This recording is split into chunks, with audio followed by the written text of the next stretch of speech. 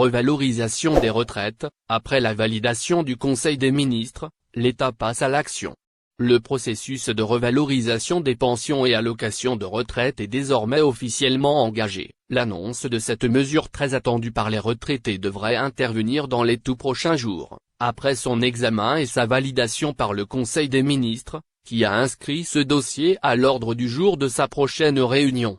Sur instruction du président de la République, dans un communiqué rendu public à l'issue de la réunion du gouvernement tenue hier, les services du Premier ministère ont précisé que, conformément aux orientations du chef de l'État, définies lors du Conseil des ministres du 30 novembre 2025, l'exécutif a étudié les propositions relatives à la revalorisation des pensions et allocations de retraite, lesquelles seront soumises à la prochaine réunion du Conseil des ministres pour décision finale.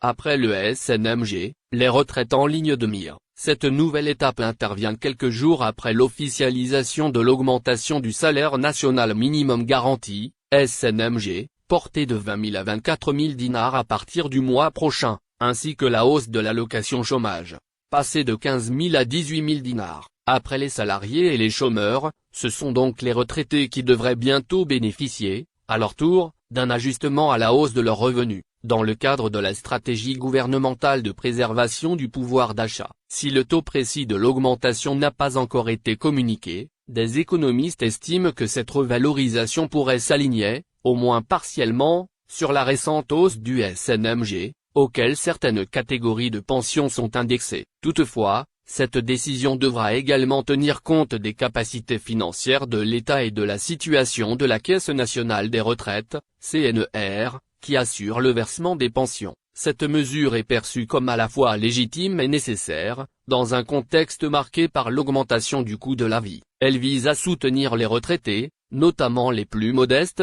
fortement touchés par l'inflation enregistrée ces dernières années, en particulier après la crise sanitaire du Covid-19. Elle s'inscrit plus largement dans une politique sociale renforcée, destinée à corriger l'érosion du pouvoir d'achat constatée sur une longue période.